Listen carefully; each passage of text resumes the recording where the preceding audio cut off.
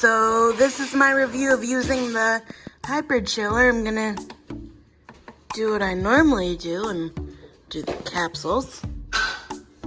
And I'm choosing to put ice in my mug just because I want to, but it seems like from the other reviews that you don't have to. It's brewing right in here, and I selected a 10-ounce cup because this thing only holds 12, so perfect size. Okay, so it just finished brewing, and you're supposed to swirl it around for a minute. This thing is heavy. It is when it's got ice in it. Yeah. It's like feels like I'm holding a really cold ice pack. But you're supposed to swirl it around for a minute.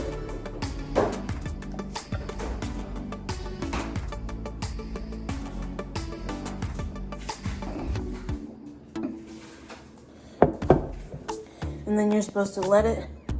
I don't think I swirled it enough because I'm not strong enough to do that, so. Yeah. So this is how you're supposed to swirl it. Yeah, she's a lot stronger than I am, fine motor-wise, so. And then you're supposed to let it rest for 2 minutes. So. Alexa, set a timer for 2 minutes. I wasn't even filming, but we just poured it in, and it doesn't look like it's melting the ice cubes. So we put our creamer in, and I chose to put ice in mine because that's how I like iced coffee with, ice, but the lady who I saw do the review yesterday, she, cause I had to look some things up about it, but she just had her coffee like plain cold, but I like my iced coffee, so cheers. Oh, that's good. Is it cold? Yeah. And then it's, that other lady also said in her review that you need to freeze this every time you use it, like it's a one-use thing, and then you pop it back in.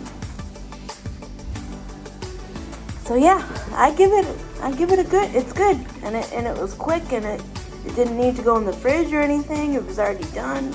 I mean, granted, like they say, it does have to stay in the freezer for 12 hours, but I mean, you're sleeping, so that's not really doing anything. So I don't know, I like it, and I'll use it again.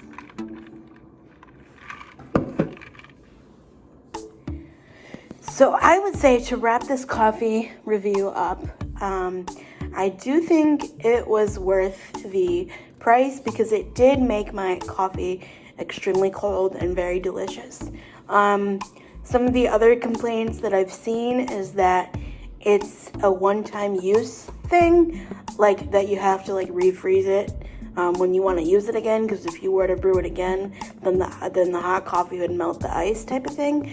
But for me personally, that's not an issue because usually sometimes I'm a 2-cup person a day, but usually one would be iced and then like one would be hot, or vice versa. So that's not really an issue for me. The issue for me, because if you don't watch my daily videos, then you wouldn't know that I have a disability. I have spastic diplegia cerebral palsy. So basically that means all of my limbs are affected, and especially my right hand. My right hand is very, very weak. And I even found from my left hand, which is my stronger hand, that to swirl that cup like you're supposed to, like that contraption thing, is very, very challenging. So that would only be my one complaint, is that it's very heavy. But I think a fix for me is, because I'm all about being able to be independent doing my coffee in the morning, because it's just something that I enjoy, my coffee and stuff. So I think for me, one way that I am going to fix that is instead of swirling it and letting it sit for 2 minutes, I'm going to let it sit for 3 minutes total and then see how that goes.